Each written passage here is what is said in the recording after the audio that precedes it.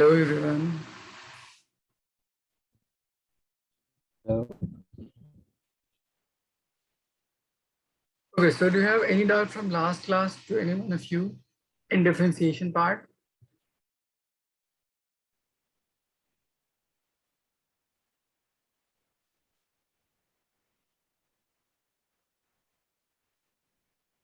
Please ask if you have any doubt.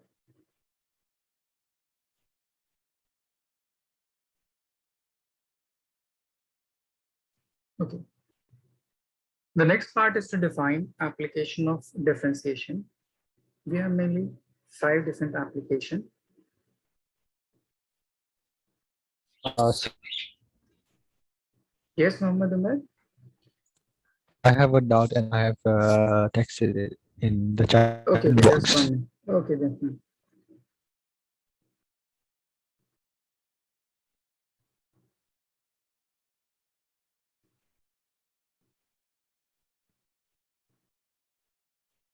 Just give me a question regarding The this. last thing we took, it was differentiation, yeah? Now we will take integration. No, I'm defining you application of differentiation, where we Okay. apply differentiation. Okay, please. So,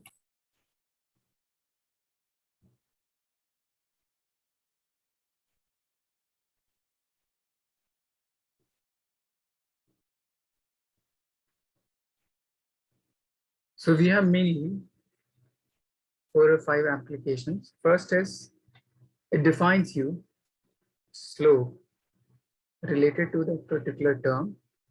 So dy dx simply equals to tan theta. Next, it defines you equation of tangent. Sir, sorry to interrupt, but I have a question in the chat box. You have to differentiate it. Yes.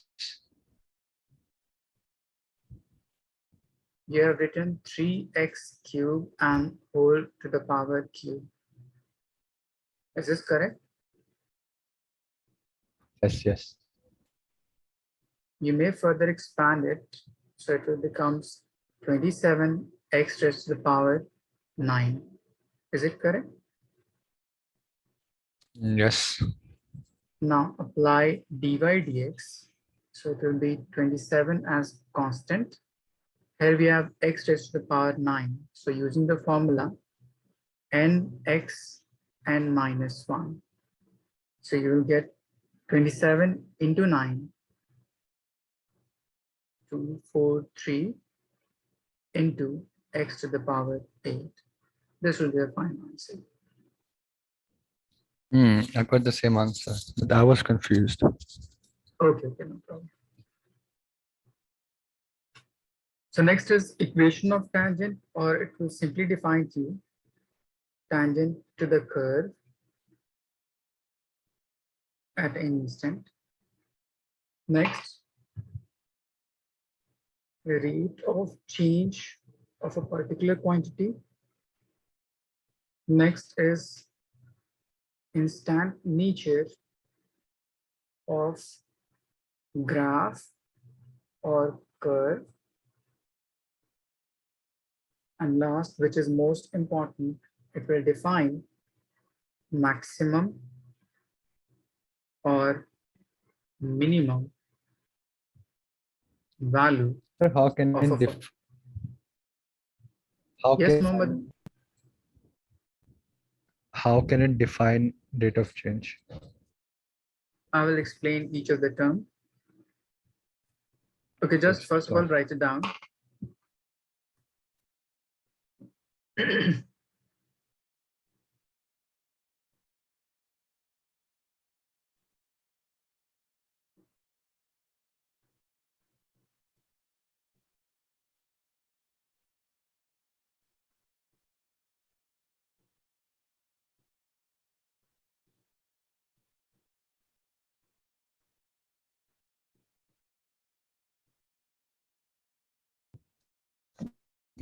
So is there something than derivatives in differentiation or in the differentiation? Differentiation is of two types. First is actual differentiation and next is partial differentiation. We will learn about partial differentiation in chapter number 6. Okay. Okay, sir.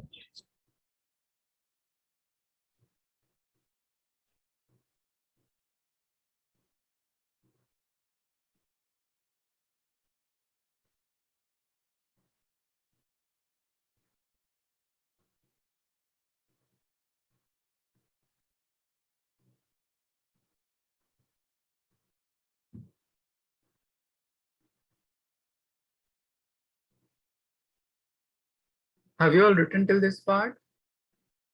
So just Sir, about I'm to in last conclude. one, so it's just a minute. Maximum. Sir,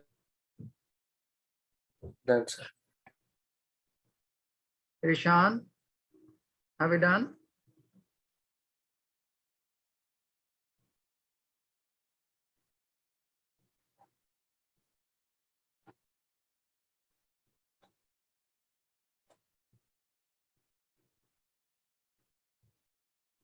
Suppose there will be a question if y is equals to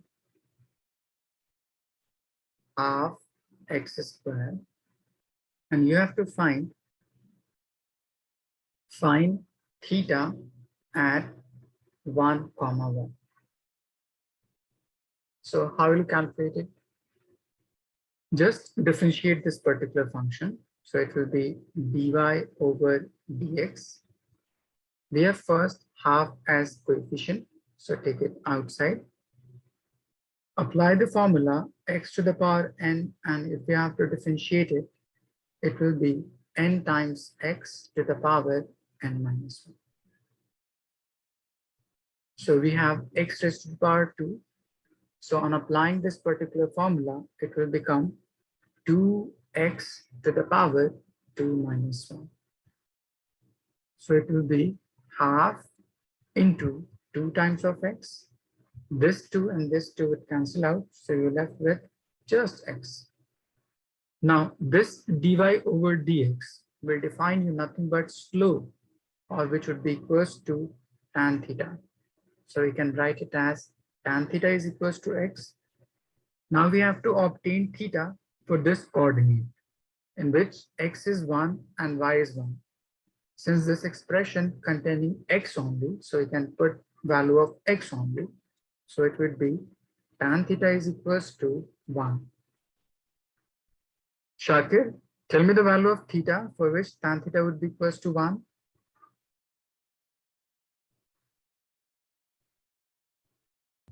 What, sir? What? Tell me the value of theta for which tan theta would be equals to 1. Sir, I said for one it is for 45. Good. So theta would be equals to 45. So this is how we can calculate slope or inclination on a particular curve. I'm defining its geometrical term. If you plot for this particular graph, it would look like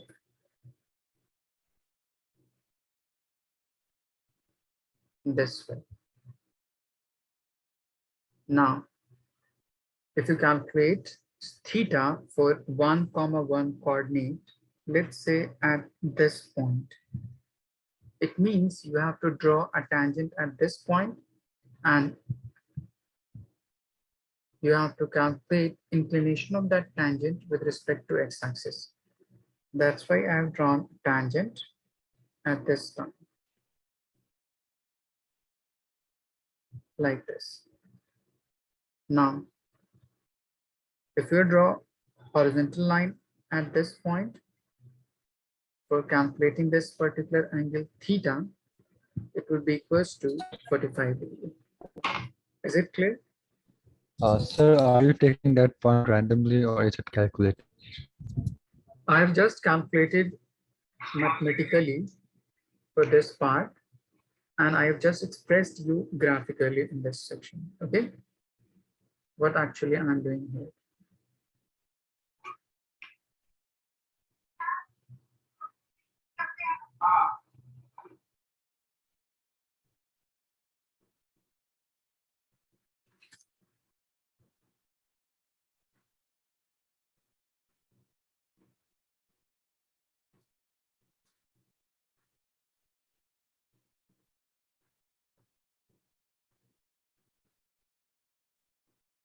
I have taken 1, 1 here, 1, 1. For x coordinate it would be 1, and here for y coordinate it would be 1. And then I have drawn tangent over it and then calculated theta. Okay.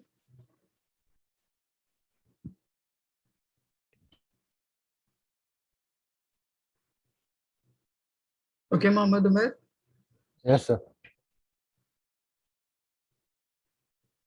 Is it clear to everyone? Abhinav? Yes, sir. Rehab, is it clear? Yes, sir.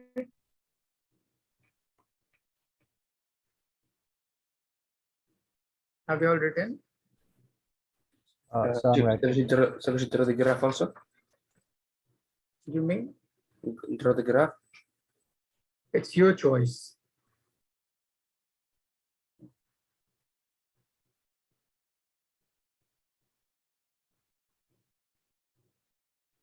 So important are graph in differentiations and in derivatives.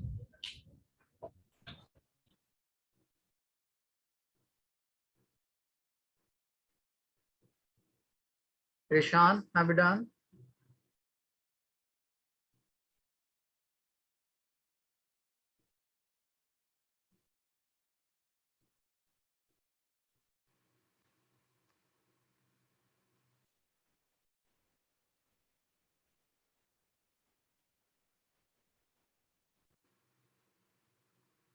The next application is to define equation of tangent or tangent of the curve. It will same.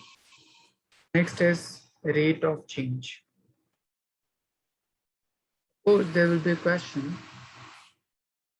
If a spherical balloon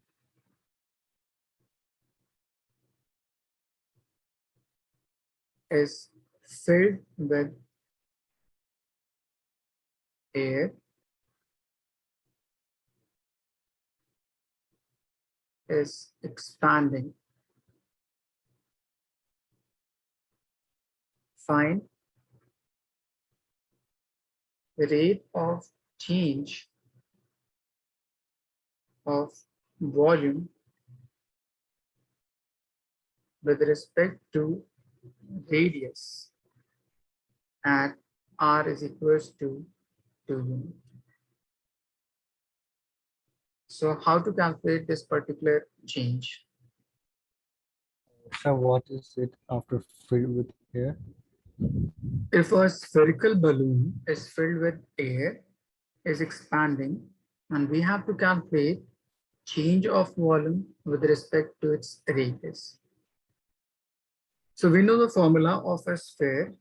It would be volume is equals to 4 by 3 pi r cube. Now we have to calculate differentiation of this volume, and since volume is r dependent function, so just differentiate it with respect to r. 4 by 3 pi to be constant, so keep it outside. Here we have r raised to the power 3, so on differentiation it will become n x n minus 1. So it will be 4 pi divided by 3 times r squared. 3 and 3 would cancel out. Now, if you put r to be 2 from this, you will get 4 pi into 2 squared. 2 squared 4 into 4, so it will become 16 pi. Is it clear? Yes. So what is the question again? Can you read? You have to calculate change of volume with respect to radius at r is equals to 2 unit. At which rate its volume is expanding with respect to its radius. Okay, we have to calculate that. So what's it in the question? If a spherical balloon is filled with air, Yeah, Yeah. which is expanding. And we have to calculate rate of change of its expansion with respect to radius. Now, according to the formula, we have volume, which is R dependent function. Have volume is equals to 4 by 3 pi. These all terms are constant and just dependency of R to the power Q. Okay. Then take the differentiation of this with respect to R, and on solving, put the value of R to be 2 unit. You will get the result of expansion of volume with respect to R. So if they us to find the rate of change of mass of the balloon and out the derivative of the mass of that balloon, right? You may write mass is equals to density into volume. Okay. Let's say there would be density of air to be rho and volume of sphere to be V. So you can write 4 by 3 pi times R cube. Now there would be dependency. In this particular problem, we have dependency of mass with respect to R. Okay. So in the question, there would be, you have to calculate rate or change of this particular mass with respect to R. So just differentiate this mass with respect to R and you'll get your answer. Is it clear? Okay, sir. So what's written there is expand, filled with air is expand, Is expanding. is extend. I cannot read it, sir.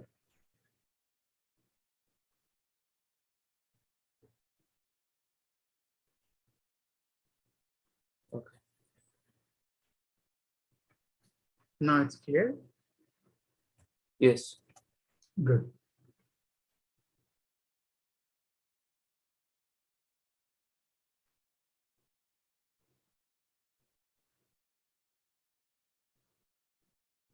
Nida, do you have any doubt?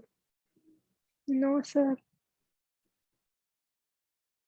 Reba? No, sir.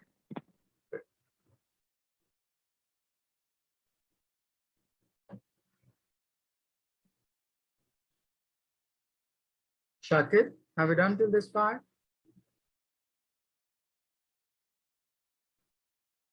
Sir, just a minute. I will finish full part.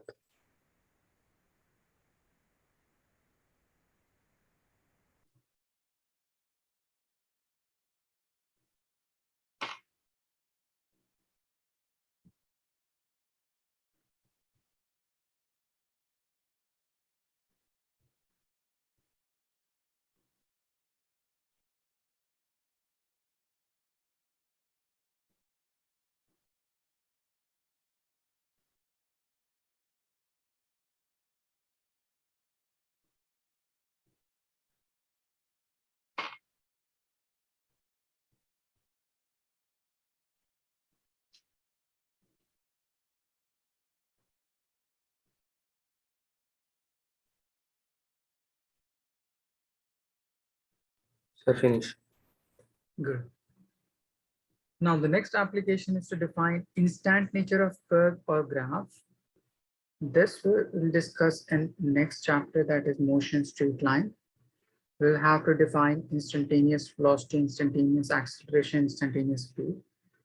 Now, the most important of this application of differentiation is to find maxima or minima of a particular function. Let's say if we have a curve,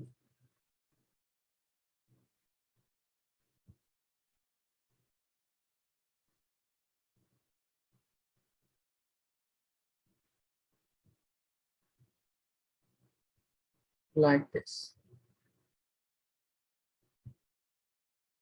We may write y to be f of x as function of x, and here we have x dependency.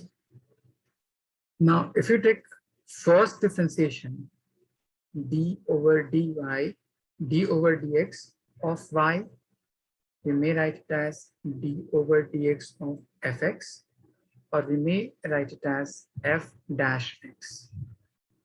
These all are same.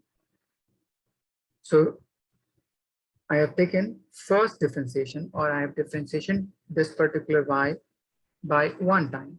So we can call it as first differentiation or first derivative. So according to geometry, what this particular term would explain you, it will define you tangent to that given curve. So this first differentiation will define you tangent to the curve.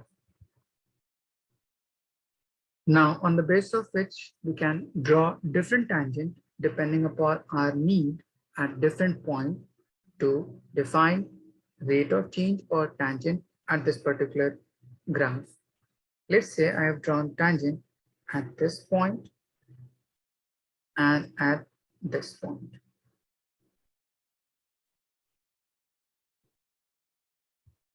Now, the next part is this particular differentiation also defines you nothing but tan theta. Okay.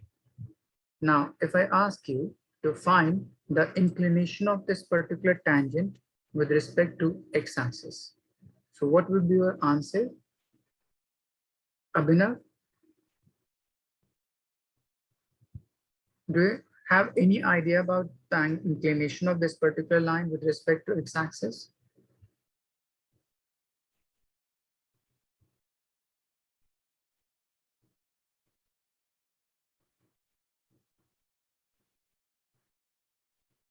Riba, would you like to answer? No, sir. Just see, this particular green line is parallel with this particular x-axis. So we can say any of the two lines which is parallel to each other, their inclination would be 0. Is it clear? Yes, sir. Sir, can you explain why it will be 0? If a line is parallel to x-axis, you must have learned about inclination of a particular line.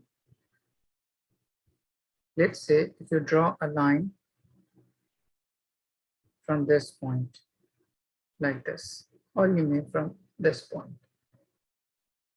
So for calculation of slope or inclination of line, we must calculate this angle. Okay. So all of the inclination or angle must be calculated from positive x-axis, and in anti-clockwise direction it would be positive, or in clockwise direction it would be negative. But if this line would becomes parallel to this particular x-axis, let's say this, if it would become parallel to this x-axis, what would be its inclination? Muhammad Umar, it would be 0. Okay. Initially, it was at this point. If I made this particular line parallel to this, it would becomes 0 inclined. Okay. Similarly, if I had drawn a green line over here, which is parallel to this x-axis, so can we say the inclination of this line with respect to x-axis would be 0? Is it clear? Similarly, we can conclude for this line as well. Okay. Is it clear, Abhinav? Yes, sir. Okay. Now, if a line having 0 inclination with respect to x-axis, so it means tan 0 or dy dx would be equals to 0. So we can say dy dx or first derivative of the function would be 0. Is it clear? If the tangent is parallel. Yes, If Muhammad and Umar? only if the tangent is parallel to the axis. Yeah. Then Okay. we can say its first differentiation would be 0. Then it, okay, sir. Okay. So from this, we can say in other way, if you have to calculate this point or this point, it is defining you nothing but the highest point of this particular curve. And at this point, it's defining you the lowest point of this particular curve. So if you have to define the highest or the maximum value, lowest or the minimum value, so just take first differentiation of the function and put it to 0. Is it clear? So we can conclude for So done it. a function to be maximum or minimum, its first derivative or f dash x should be equals to 0.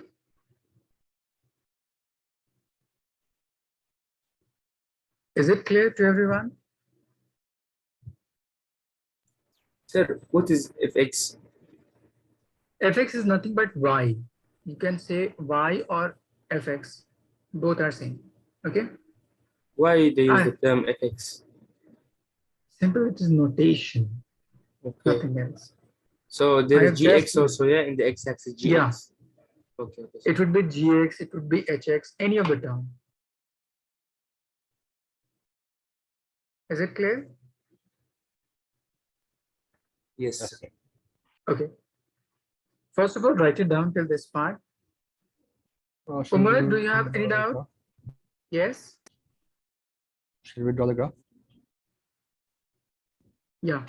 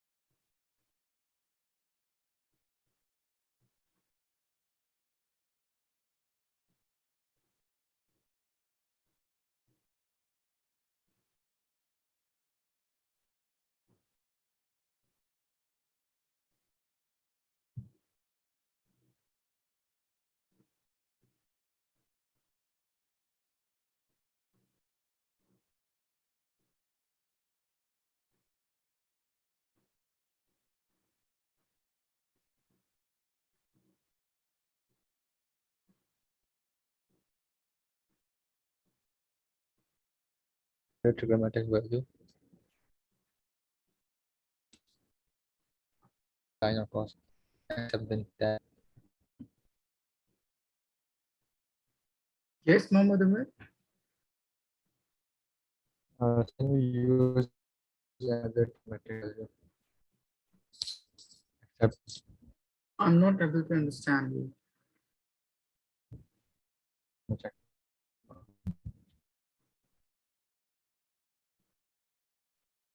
You may write your question in chat box. Okay, is it clear to everyone till this part? Yes, sir. Okay. Now the next part is to define. Since in this Sir, part, yes, sir, can you read the last point? for a function to be maximum or minimum, then put dy dx or f dash x is equals to 0. Whenever Thank you, you have sir. to calculate maximum or minimum function, take differentiation of that function and put it to 0. Okay.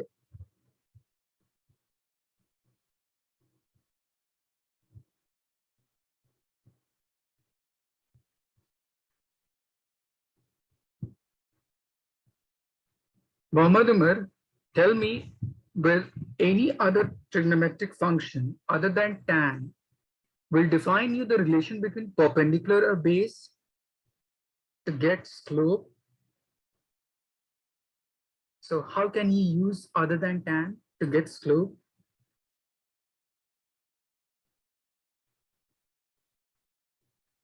Now the next part is to define how we can conclude whether the term would be maximum or minimum. For this part, you have to take that differentiation once again. So you can call it as second derivative. Second differentiation, or we can call it as second derivative. It means dy dx of Correct. dy over dx. So d and d will becomes d2y, and dx becomes dx square. So this will be your second derivative. What it geometrically explain you, it will define you the tangent next to dy dx, which we have already calculated in first differentiation. So this second derivative will define you tangent next to dy dx, which we have calculated previously. So for this, I'm giving you relation. Let's say you have this graph, and in which we have drawn this as highest point and this as lowest point. So this particular dy dx, that is second derivative, it simply defines you tangent next to this dy dx. So this is your highest point, dy dx, this green line. So the next point after it would be at this point. Similarly, if you draw for this part, next point after dy dx would be at this point, like this. So initially it was at this point, but second derivative will define you next point after the first derivative at this point. Similarly, for the minima, which I have calculated for this point, but second derivative explained you this point after it. Is it clear till this part? What do you mean by second derivative geometrically?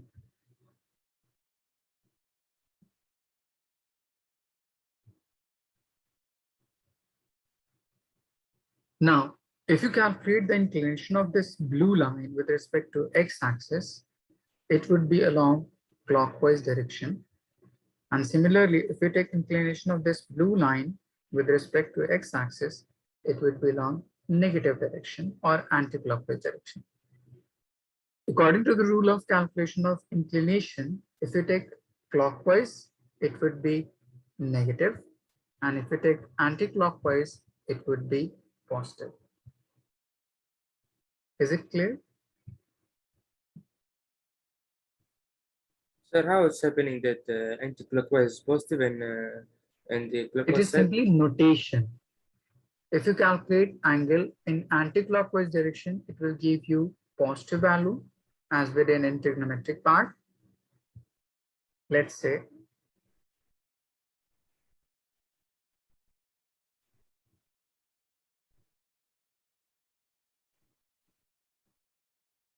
it was 0 and it was 90.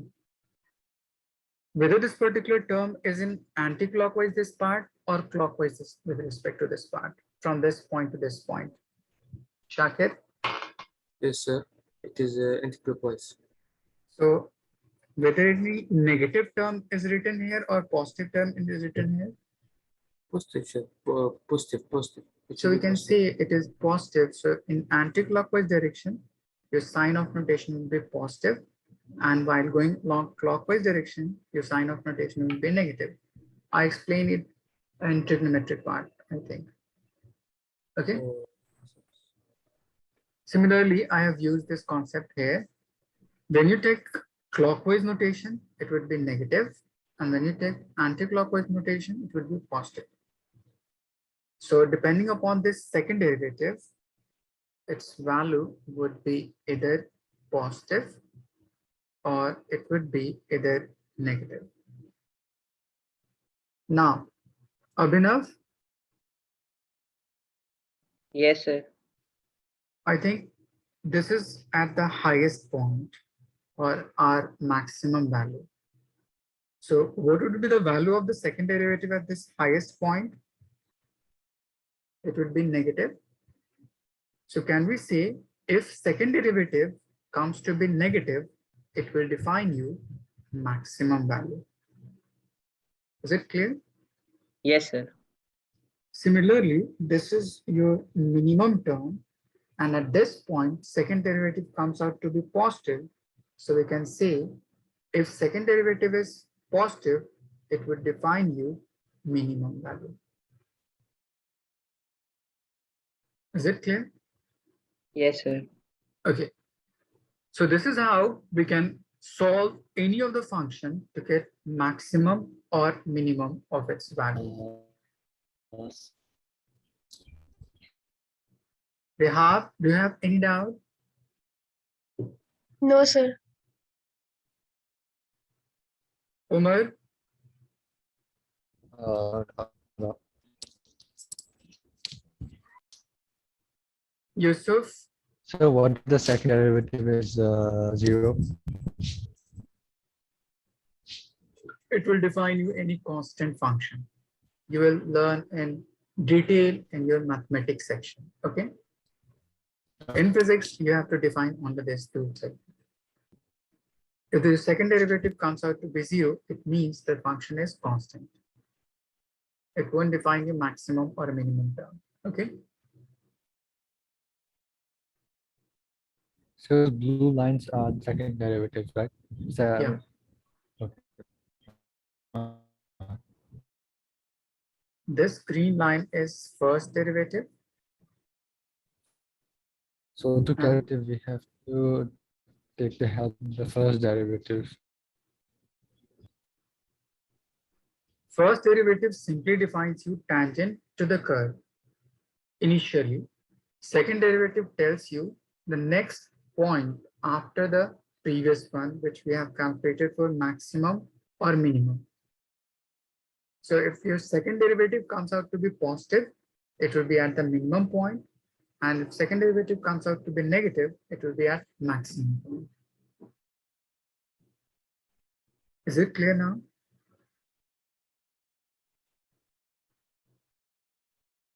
Yeah. I'm giving you one example regarding this. First of all, write it down.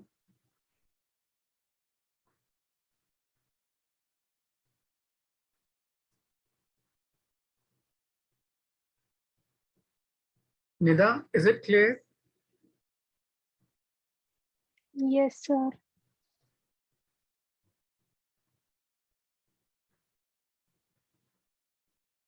We use the f dash x for the second derivative.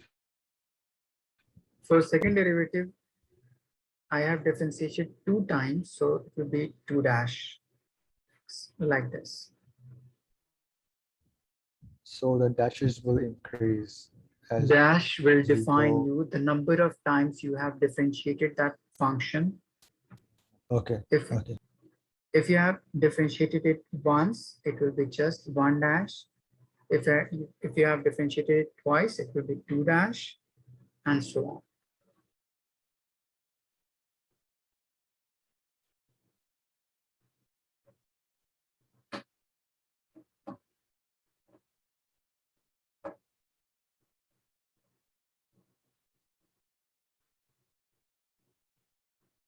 Shakir, do you have any doubt?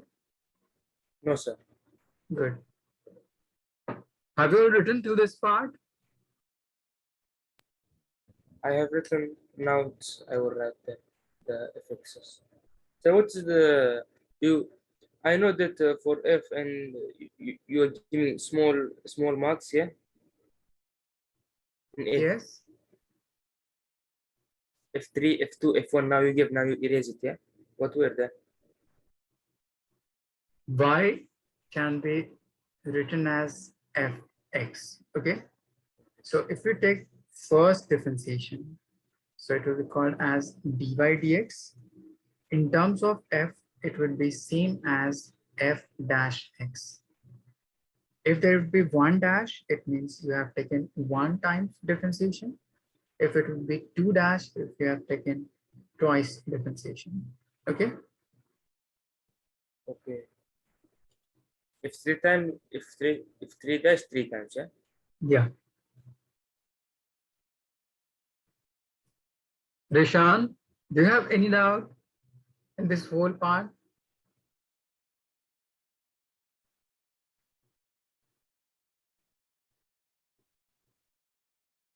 Okay.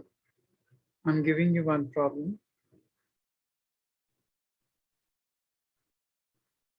If y is equals to a plus 4x minus, Sir, could you show the previous screen? I would take screenshot.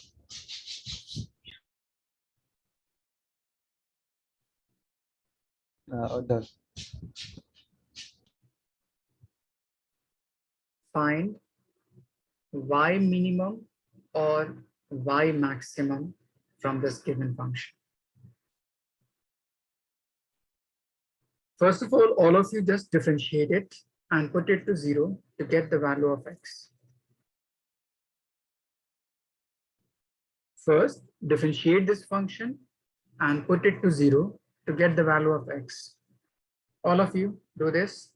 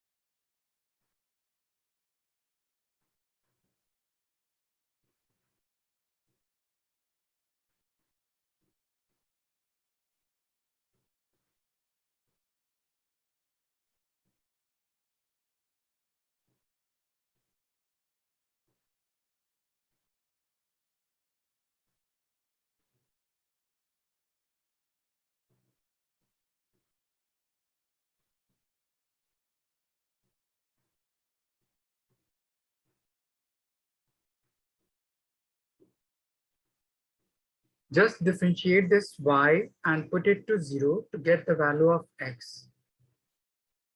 And send me your answer in chat box. Please, all of you.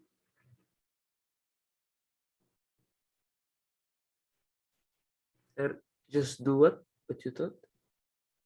Differentiate y with respect to x and put it to 0 to get the value of x. Differentiate y with respect to x and put it to 0 to get the value of x.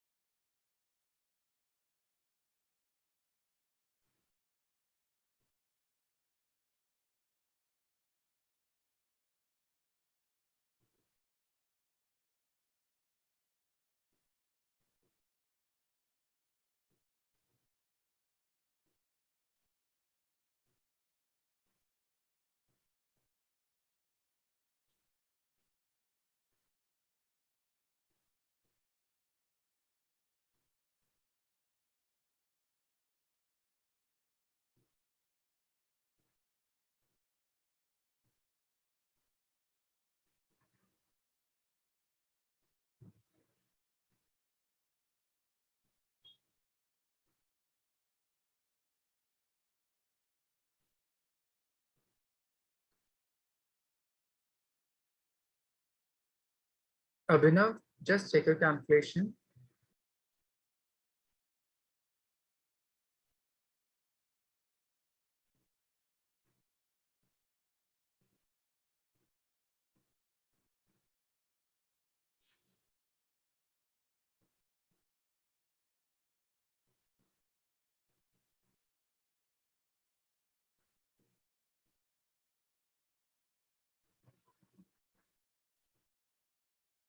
We have, just check your calculation.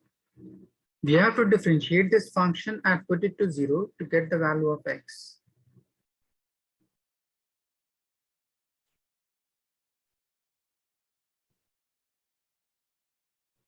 Just take dy dx of this part and put the whole term to be 0 to get the value of x.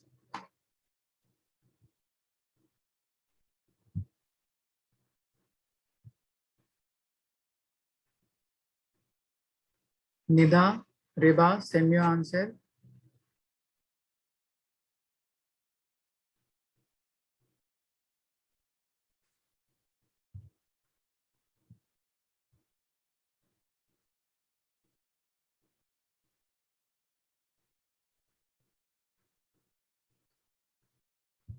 When you take differentiation of it, first part is 8, which is a constant term. So its differentiation would be, Abhinav, 0. plus 4. Here we have x raised to the power 1. So its differentiation would be 1 1 x to the power 1 minus 1. 0. Similarly, we have x to the power minus yeah. 2.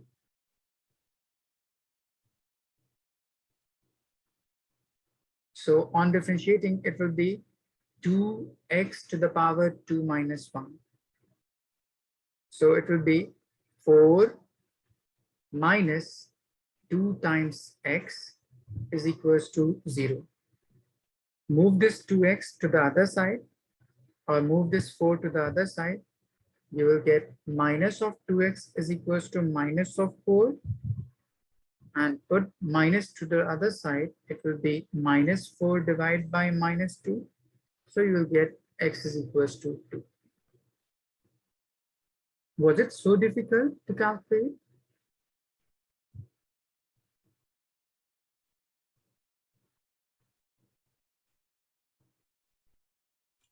Sir, how this came like this 0 plus 4 into 1x to the power 1 minus 1, then minus 2x2 minus 1. If you have x raised to the power n and you have to differentiate it, so your formula is nx to the power n minus 1. Is it clear? So you give for the value 8, 0. 8 is constant or variable. That's why it's 0. Since 8 is a constant term, so its differentiation would be 0. Okay. You haven't revised your last part, which we did in last class. Okay, Shakir? Okay.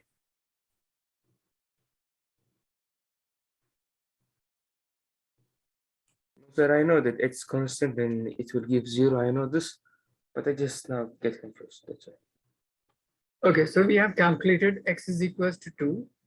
For this value of x, the function would have maximum value or minimum value. We have to define it by using Yes, minimum value. Let me define you. So the next part is to define whether the function have minimum or maximum value. So just differentiate the function once more. Since we have 4 minus 2x as first derivative, so if we take second derivative, 4 it would be 0 minus 2 x raised to the power 1. So on differentiating, you will get 1x to the power 1 minus 1. Now, if you further simplify it, you will get. Why are you taking 0 minus? Yes, Why are you taking 0 minus 2? I have taken this part dy dx as this part. Okay.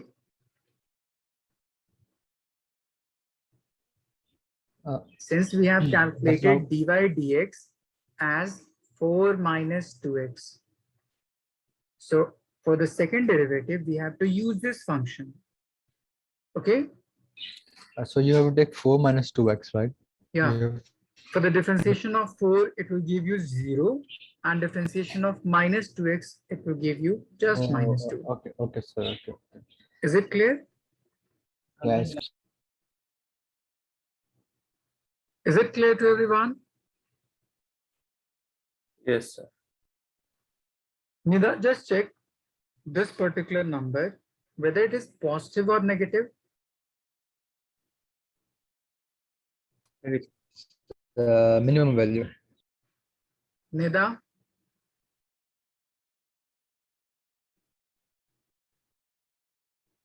Vihar, is it positive or negative? Negative. So if second derivative comes out to be negative, what you conclude about the function, whether it will give you maximum value or minimum value? Minimum.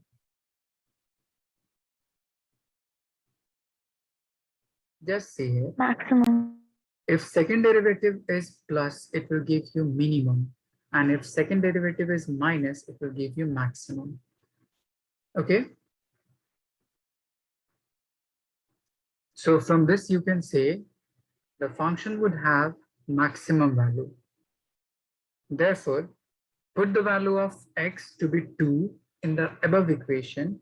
You will get y maximum is equals to 8 plus 4 into 2 minus 2 squared.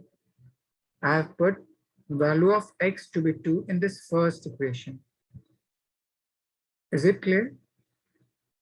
So you may further solve it, simplify it. 8 plus 8, 16 minus 4, it will give you just 12. So the maximum value of y for this particular equation would be 12. Is it clear, Abhinav? Yes, sir. Shakir,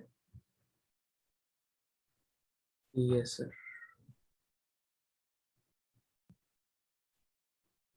I'm defining you its geometrical term.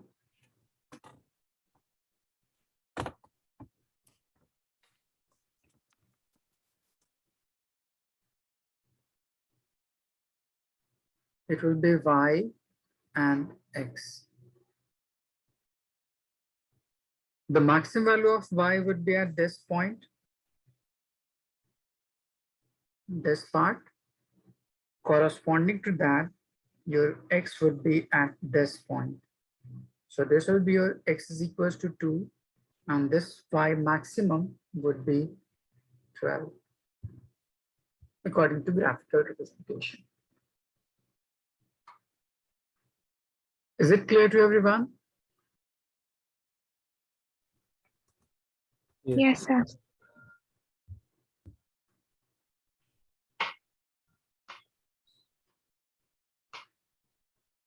Sir, Yes, sir, this is which chapter? this is mathematical physics. Okay, sir. So, what is this, sir? Mathematical tool or mathematical physics. Mathematical physics. Okay. Now we are not driving any chapters, yeah? Yeah. Yeah, okay. With the help of this, you will able to calculate just the whole problem from upcoming chapter. Okay.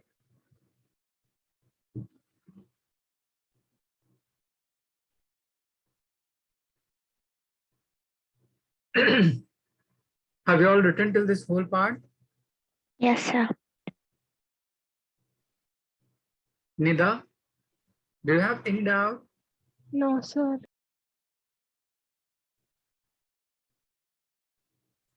Rishan?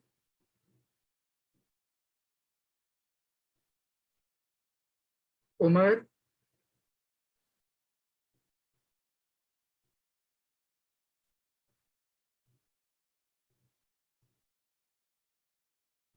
Have you all done till this part? Shakir? So I have sent you something.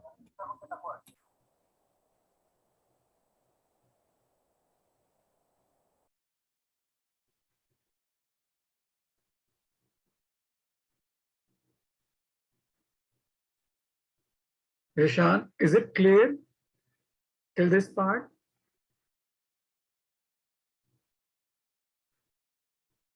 Okay. So we have just finished this whole part of differentiation. Now let's move to the Sir, can you integration. go to the previous page now? Sorry. I want to write last one.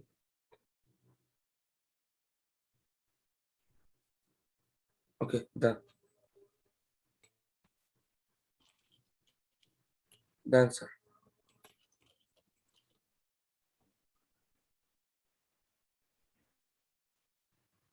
Next is integration. Integration is nothing but a reverse process of differentiation.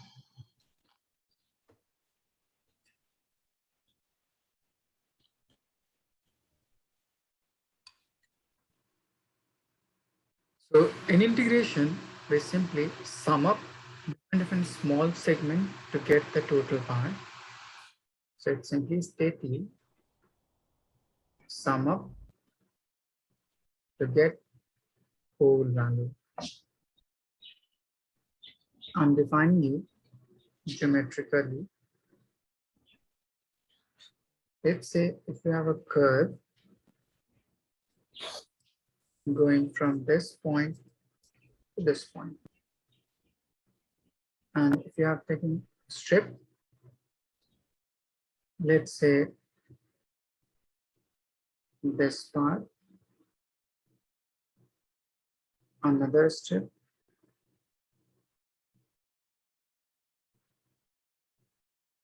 this part, and so on.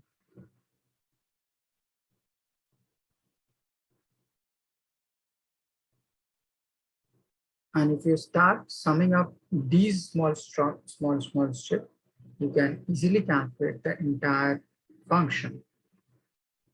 So this is the whole process of integration.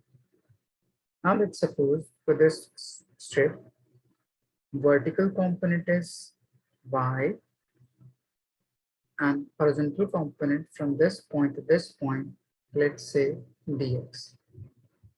So we have to sum up this whole segment. In mathematics, to get sum up, we use sigma.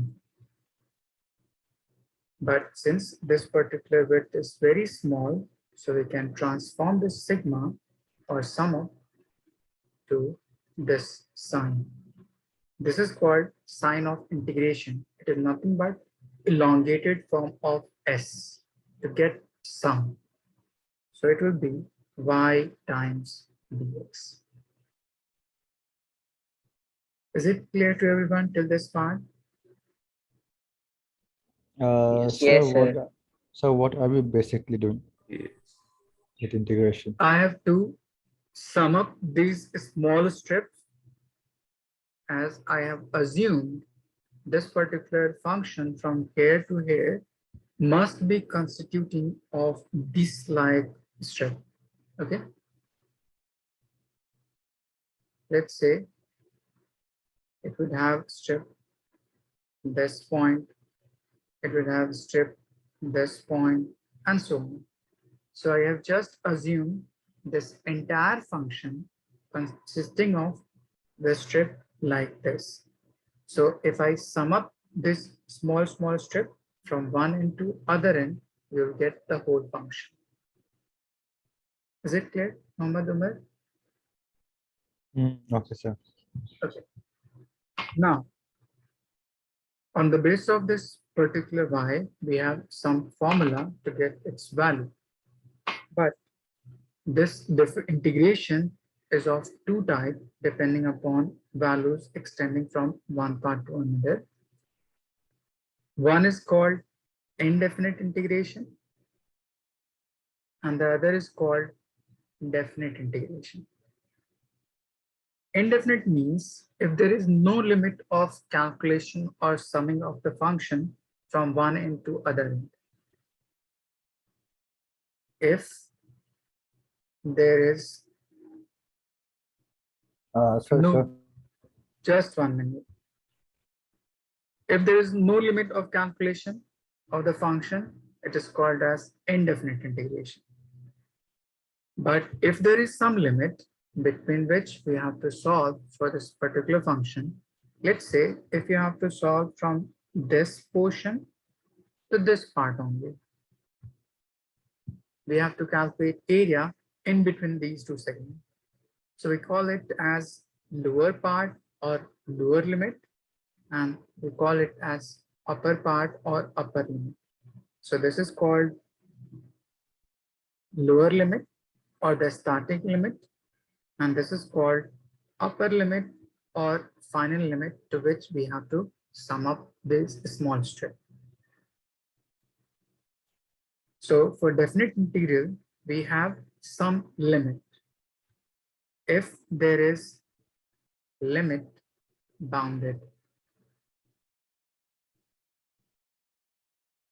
So we can define it integration starting from a to b of y with respect to dx. Now ask if you have any doubt. So that equation, does it mean the integral of one differentiation of x? Differentiation of x. There is like integral of y and differentiation of x. Does it mean like that? Just a minute. If you have assumed this particular small strip to be a rectangle, so this width will define you its breadth and this y will define you its length. So y into dx will define you nothing but its area of this strip, isn't it? Muhammad Umar? If you Yes, take sir. product of these two lengths, so it will be nothing but length into breadth. So it will define nothing but area of that strip. Okay. Yes. So if you sum up this particular area from one end to other end, can we get the entire function or the area from one end to other end? Mm, okay, understood. So this is all about integration. Just write it down. So can you explain what is indefinite? And what is sigma is equals to this ydx? I don't understand the sigma. What's it? Sigma is just representation in mathematics to sum up different terms. Okay. Okay. Then this the another one like F structure. Just 1 minute. But if your sum has very small width, this sigma will transform to this particular sign notation. Okay. If your summation is of very small width, this summation will transform to this sign of integration. It is nothing but So elongated S. we can use that integrations for even in statistics. Yeah, for this part, Mm, when the change would be for some definite value, we use summation. If it would be y times delta x, we use summation. But if delta x transform to dx, we use summation to be sign of integration. We transform that. Okay.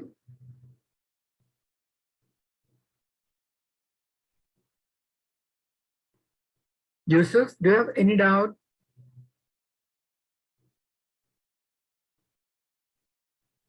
Shakir, I will define you what do you No, mean by sir. definite integral and indefinite integral. Okay, with the help of example. So what you wrote there? If there is no limit, what do you mean by this? If there is no limit, means there is no limit bounded into this particular function. You have to just integrate it. But for definite integral, if there is limit bounded, so for which we have to calculate its value from lower part to the upper part. I'm defining with the help example. Just write it down. Okay. Just a minute.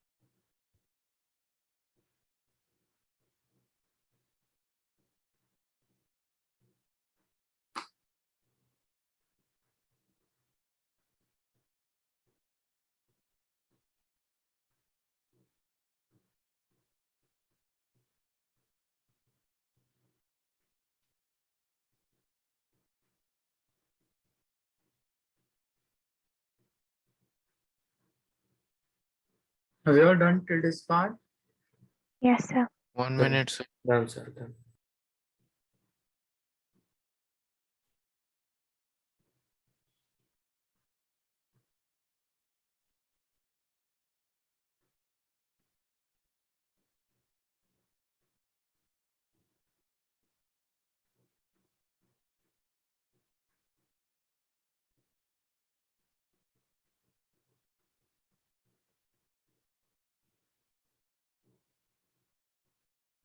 Done, sir. Okay. Now we have some formula regarding this. First is integration x raised to the power n times dx.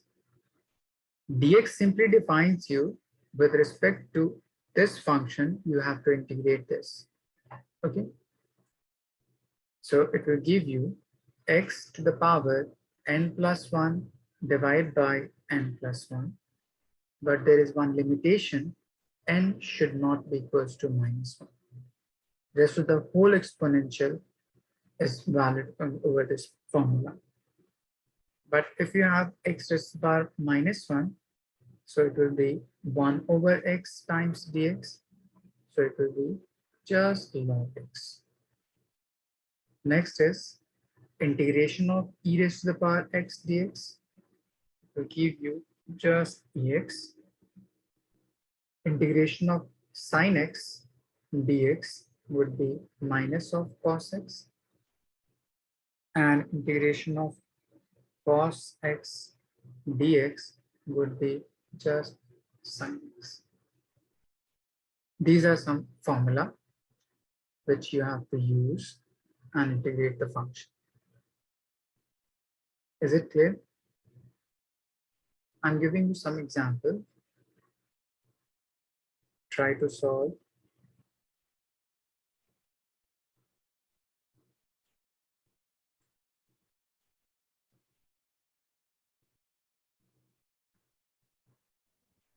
So for the derivative of cos x, the value is just sin x, right?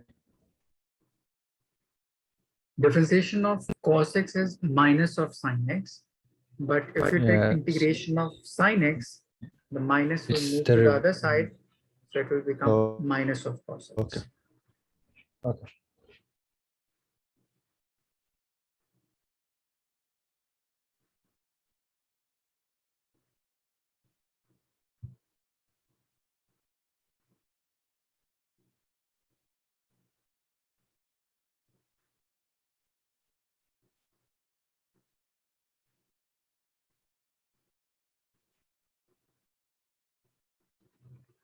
In each of the expression, first of all, write each term in numerator in exponential form. Then apply the formula to get your result.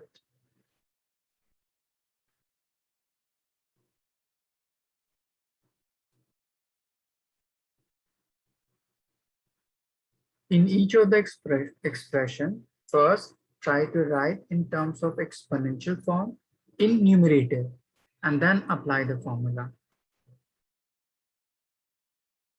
Try to solve.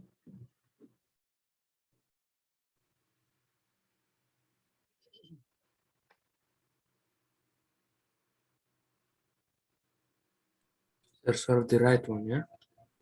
The right side. The evaluate.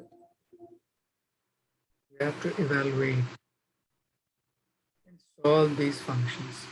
1, 2, 3, 4, yeah?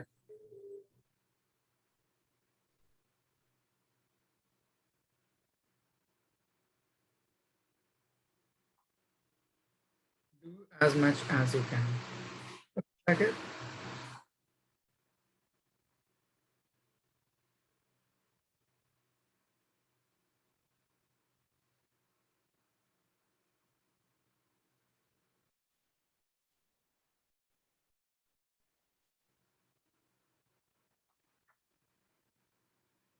Good, Riba.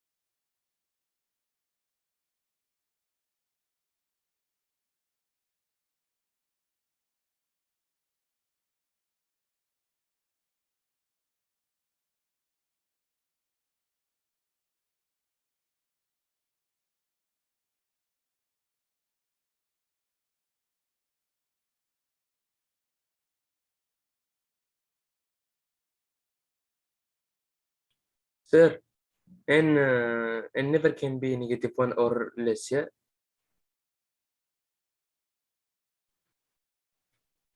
Okay. Sir, I'm asking n. You wrote here that n is not equal to -1. N is nothing but the exponential of x. Okay.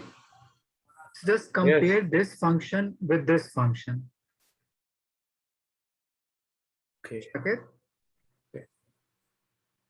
What would be your value of n in this part according to this equation? 3. Good. So apply the formula accordingly. Yeah, sure. Just a minute, sir. Yusuf,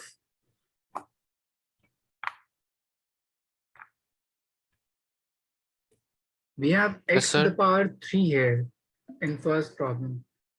Okay. Okay, sir. So according to this formula, x to the power n.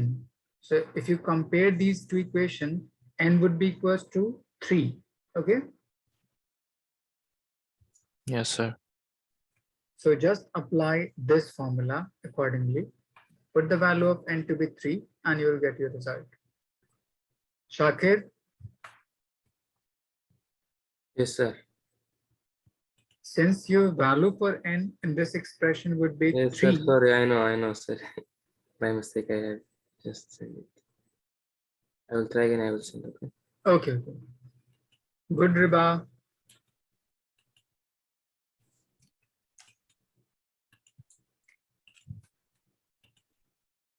Good, Mohammad Umar.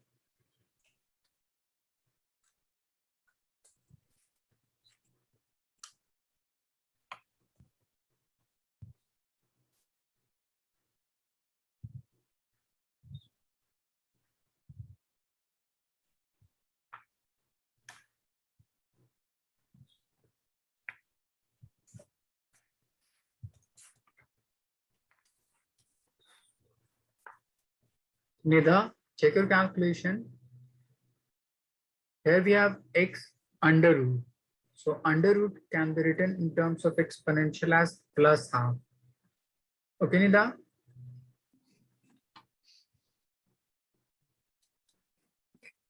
Sir, I have sent for one again. Shakir, just check your calculation. Okay. You have to integrate it, not to differentiate it.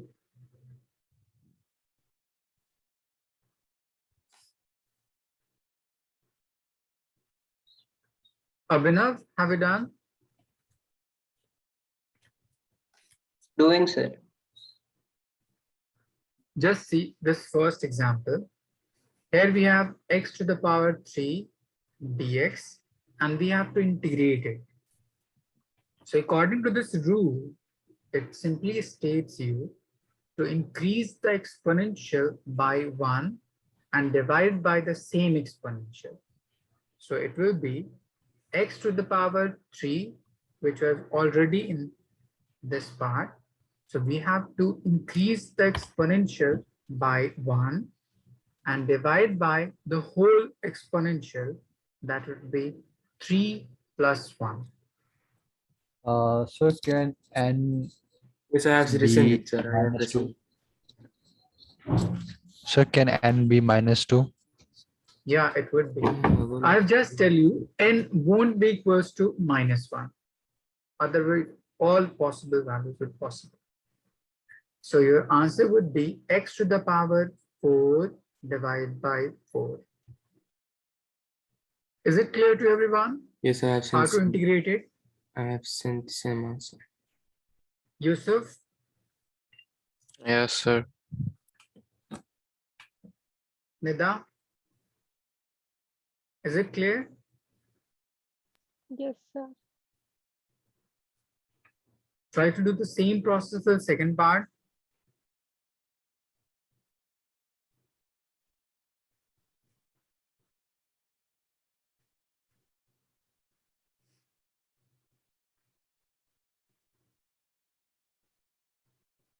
Okay, Mohammad Umar, I will define later. In second question, you can write under root as x to the power half dx. Now apply the formula and try to get the result.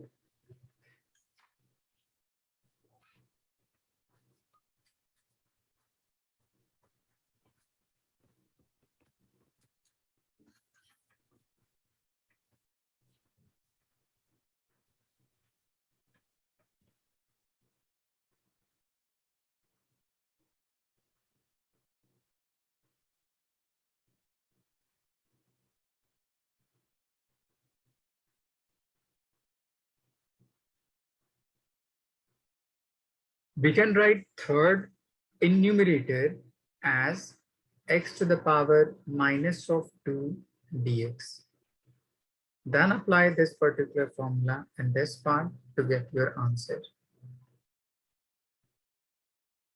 Good, Nida.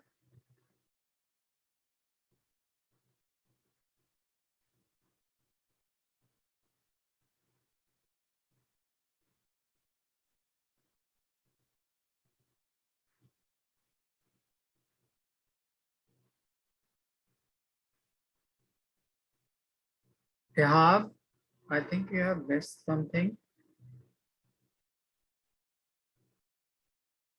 Just check your calculation.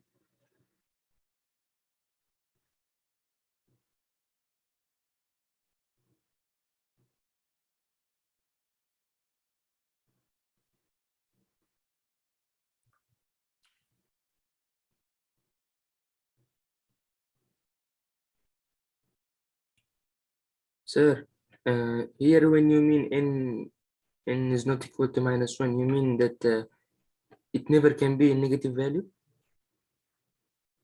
Other than -1, all possible exponential, all of the rest of the whole exponential would be possible. If n is equals to -1, it will be 1 over x dx.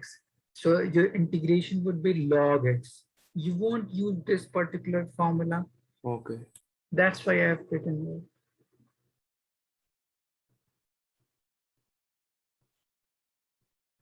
Good, Nida.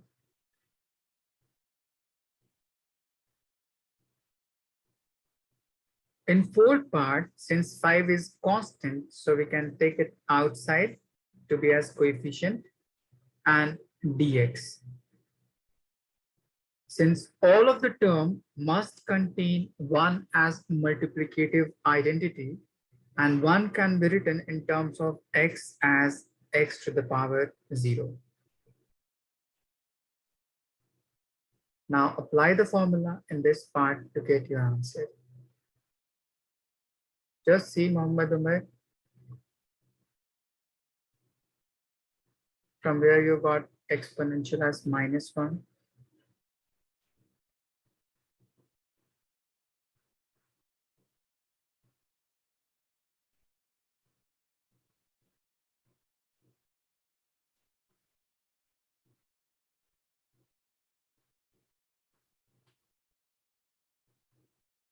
Rehab, is it for second part or third part?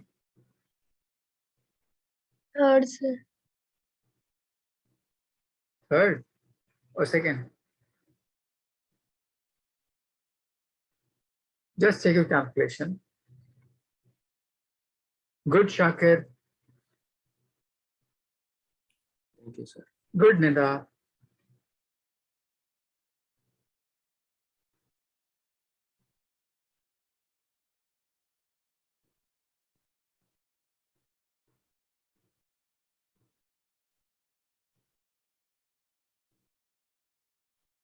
Abhinav, send me your answer.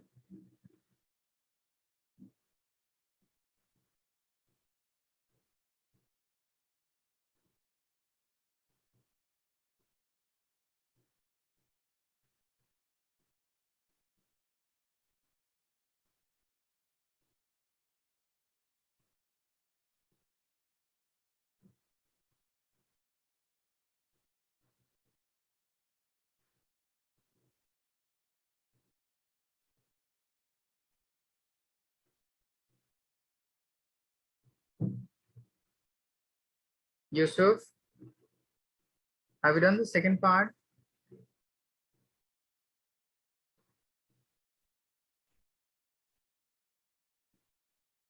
Mohammad Umar, Yes, sir. Mohammad Umar, just check your calculation. Yusuf, send me your answer. Okay, sir.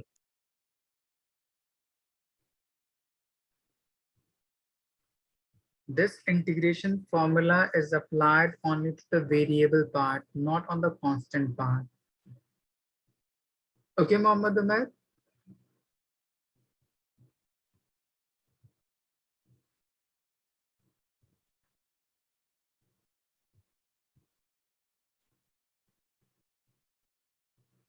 Shakir, Yes, sir. I've written third part like this. Okay. Good, Yusuf. My checkbox was hiding that what you wrote. Sorry, now I hide it. Okay. 5 is a constant here, so we have taken it outside as coefficient. Okay, Muhammad Umar?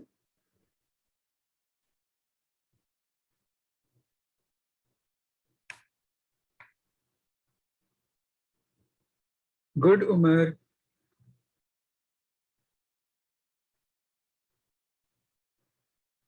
Yusuf, you have left the coefficient, that is 5.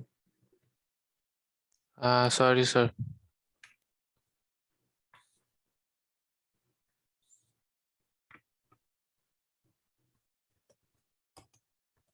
Good, Umar, your answer is correct.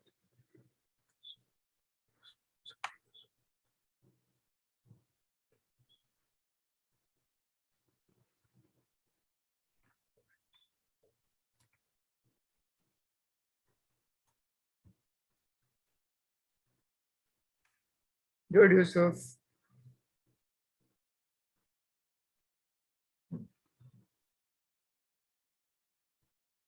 Abhinav, send me your answer. Yes, sir. I got disconnected, sir. Sending, sir. Okay.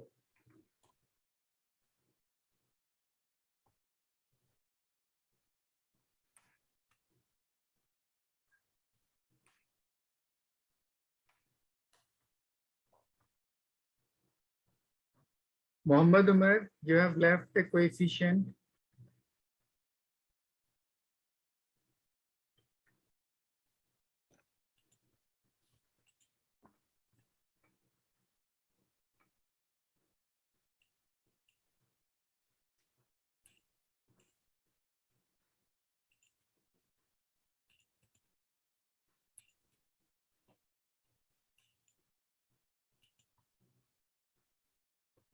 Sir, I have seen the third answer. Yes, just a minute.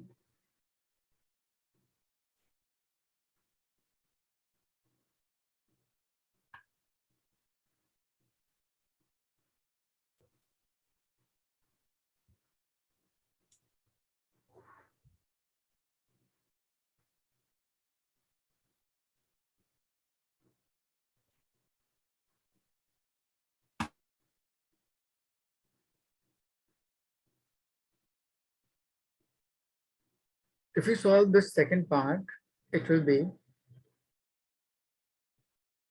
x to the power half just plus 1 divided by half plus 1. So half plus 1 will become 3 by 2. So it will be x to the power 3 by 2 whole divided by 3 by 2. So this 2 will move to the numerator. So you will get 2 divided by 3 and x to the power 3 by 2. This will be your final answer. Similarly, if you solve for this part, x to the power minus 2 plus 1 divided by minus 2 plus 1. So you will get x to the power minus 1 divided by minus 1. Or if you may further simplify it, any of the term having exponential negative, move it to denominator to make it positive. So it will become 1 over x. And we have negative sign here, so it will be minus of 1 over x. In fourth part, we have 5 as a constant taken outside as coefficient. Leave it as it is. We have x to the power 0, so it will be 0 plus 1 divided by 0 plus 1. So it will give you just x. So your final answer would be 5x. Is it clear to everyone?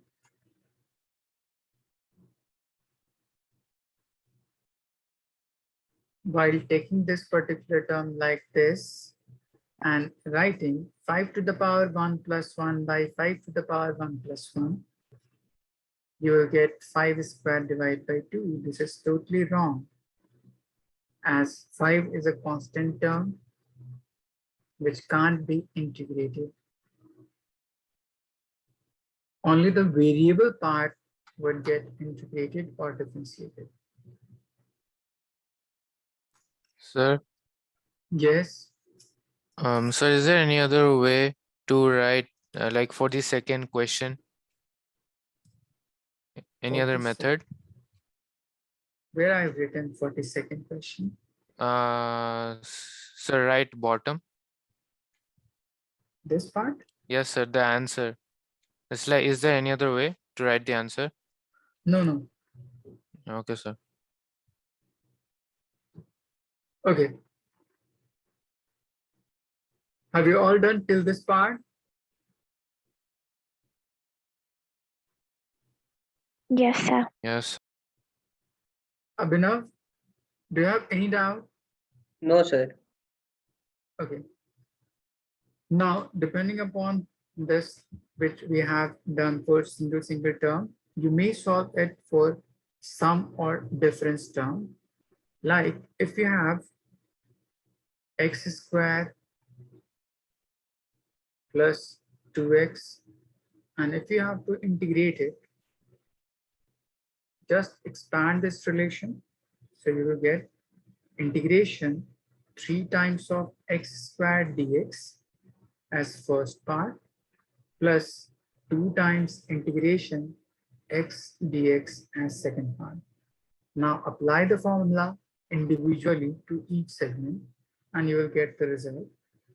Here we have 3 as constant, so keep it outside. X raised to the power 2, so it would be 2 plus 1 divided by 2 plus 1 plus, here we have 2, keep it outside. Here we have x to the power 1, so on integration, it will be 1 plus 1 divided by 1 plus 1. So on simplifying, you will get x to the power 3 divided by 3 plus 2, x to the power 2 divided by 2. So this 2 and this 2 would cancel out.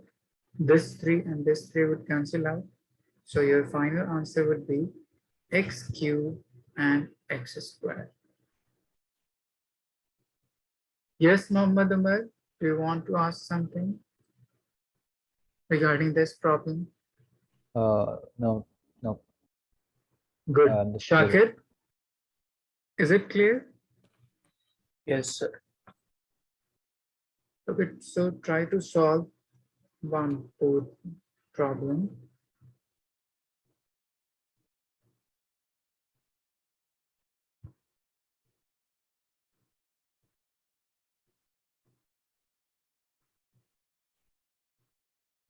First of all, expand this relation using identity, then apply the formula. First of all, you have to expand this relation using identity and then apply the formula. I think you all have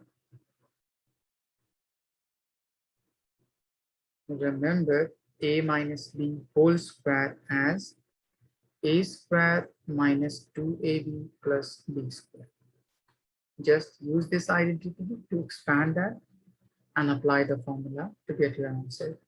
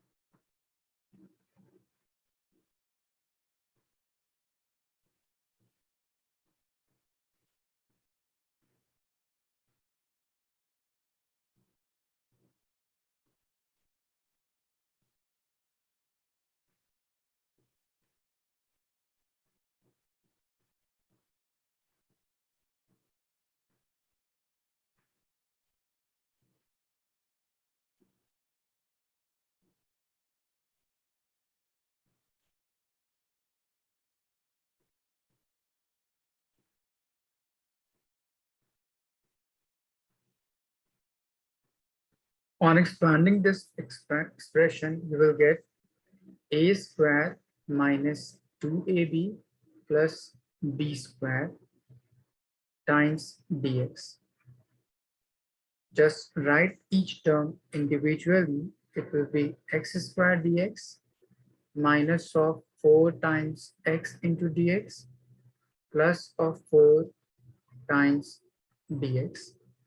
Since there is no any term in this part having variable as x, but there would be one, This is so we 0. can write it as x raised to the power 0. Now apply the formula. Sir, how it becomes x square minus 4x? It should be plus 4x, yeah? Just use this identity. You Yes, must sir. have done this.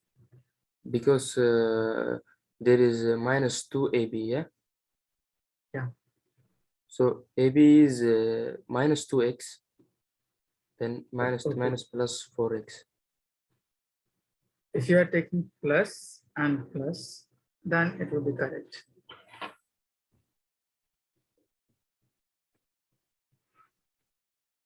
I've written this as a whole. We don't have to define minus 2 as one term. You have to take it 2 as one term. Okay.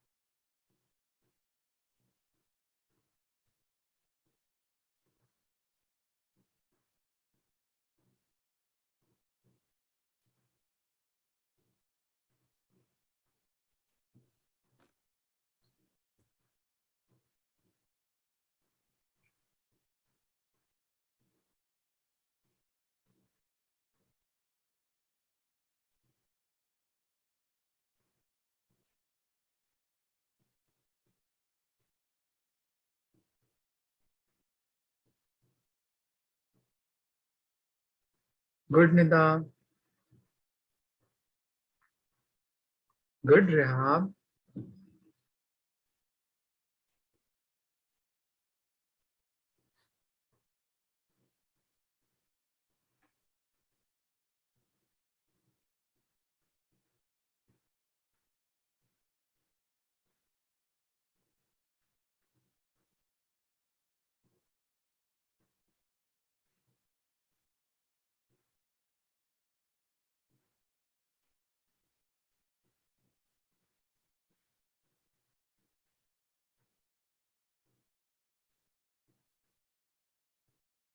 Good, Muhammad Umar.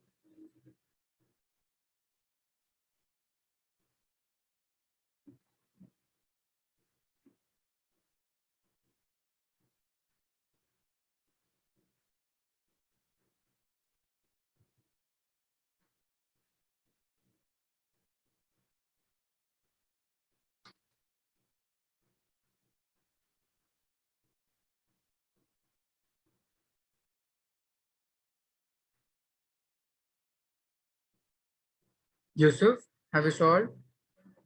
Yes, sir. 1 minute. Abhinav,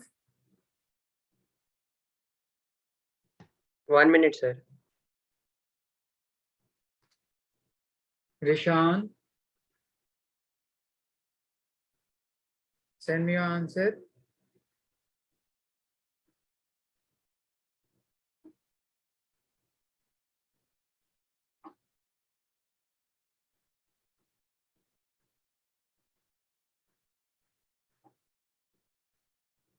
Sir, if x is 0, so we should again also add 1. Yeah. For any of the exponential, you have to add 1 and divide by the same term. Good, Yusuf.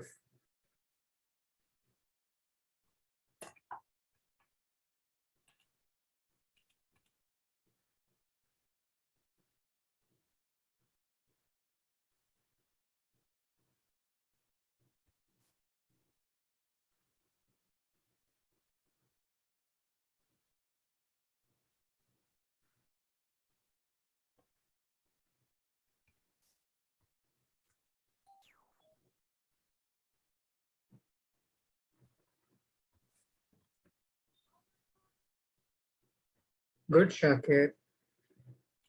Thank you, sir.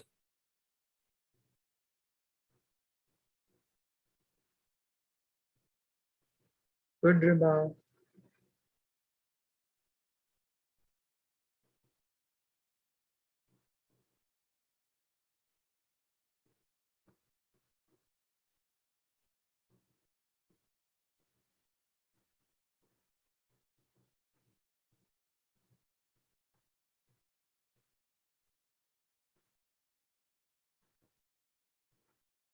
Abhinav, just tell me for this part, x squared, what you got?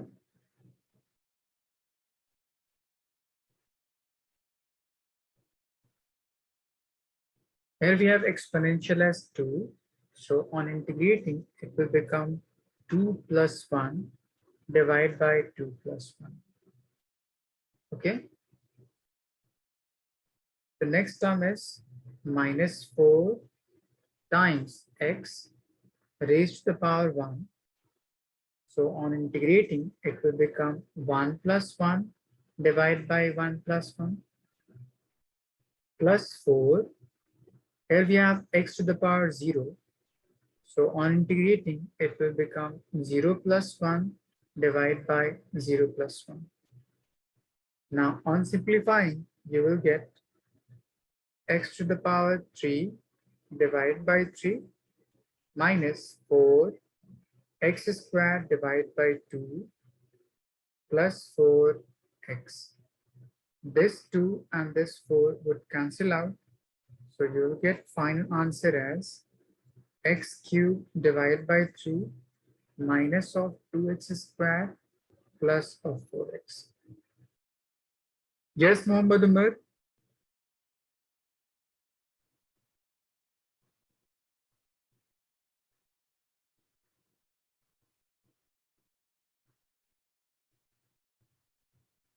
Is it clear, Abhinav? Yes, You sir. got the same answer? Sorry, sir. You got the same answer? No, sir. Okay. Sir, in the end part, I made a mistake. Okay, no problem. Rishan, is it clear?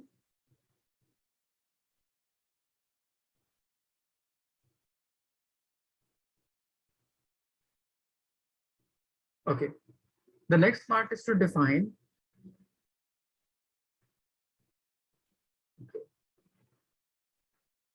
Definite integral. What do you mean by definite integral?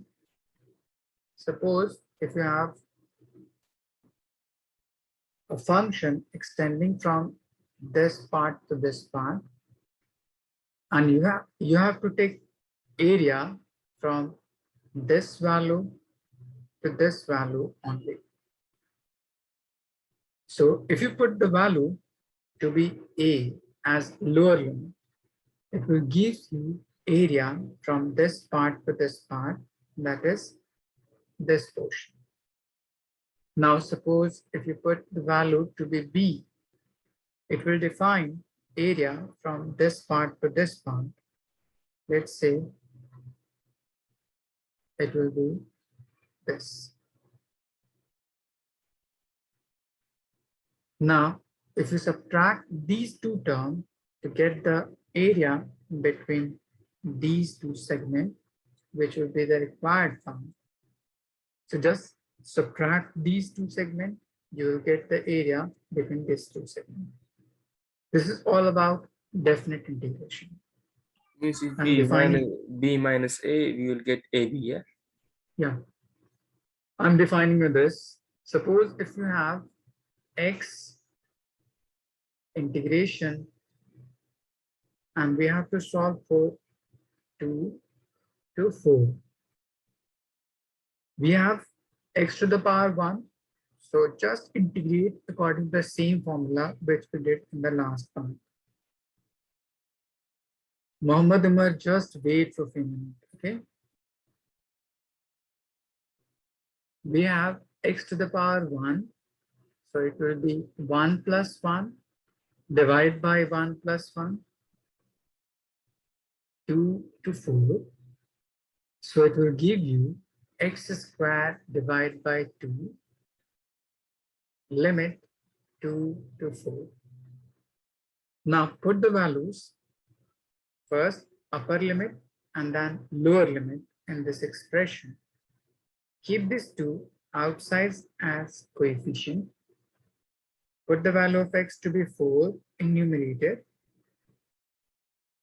Put the value of x to be 2 as lower limit and take difference between them. So it will give you half. Square of 4 would be 16. Square of 2 would be 4. 16 minus 4 would be 12. Divide by 2, which would be just 16. Is it clear? Muhammad Umar, is Yes, it sir. clear? Yes, sir, clear.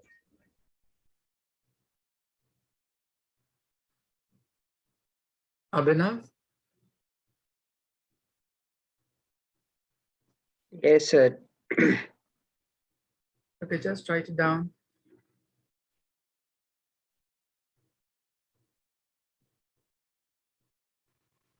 So again, Yes?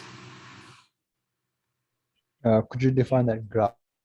Okay, I'm defining it. Just write it down.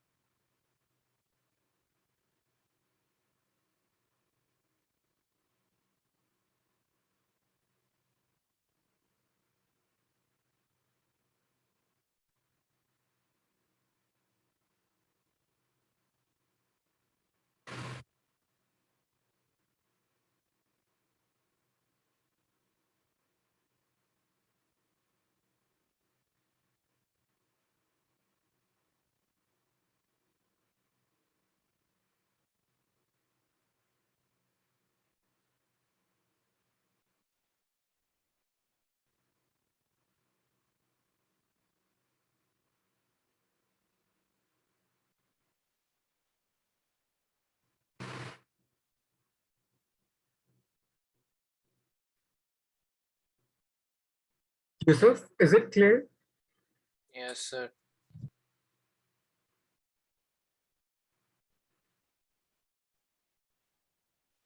Have you all done till this whole part? Yes, sir. Yes, So sir. I'm still writing. Just wait a minute.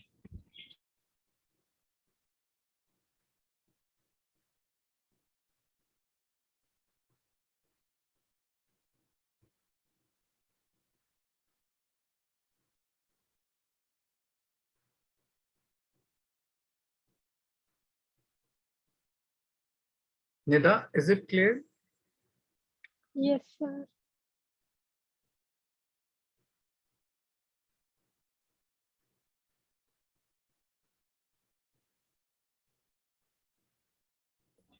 Done, sir. In this definite integration, what we do simply, if you put the value to be a as lower limit, it will define you the area from origin to this part only. Okay. But if you put the value to be b, that is upper limit, it will define you area from origin to this part.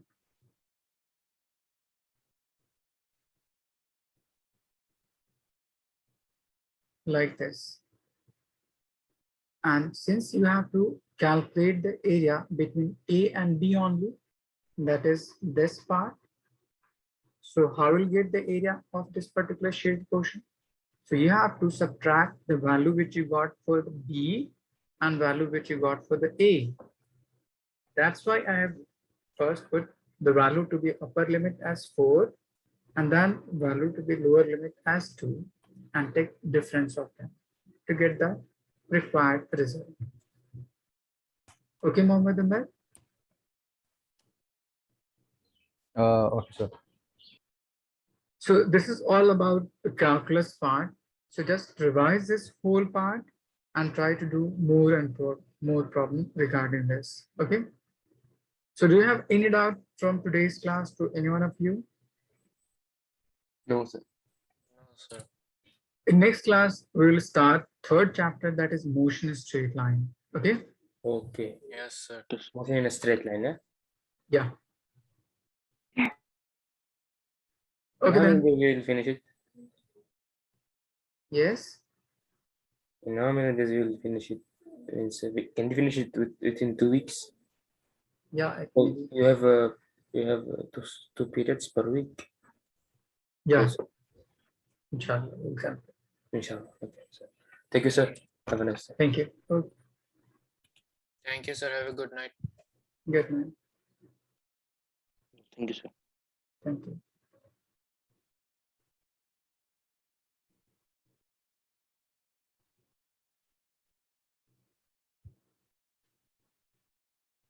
Yes, Rishan, do you want to say something?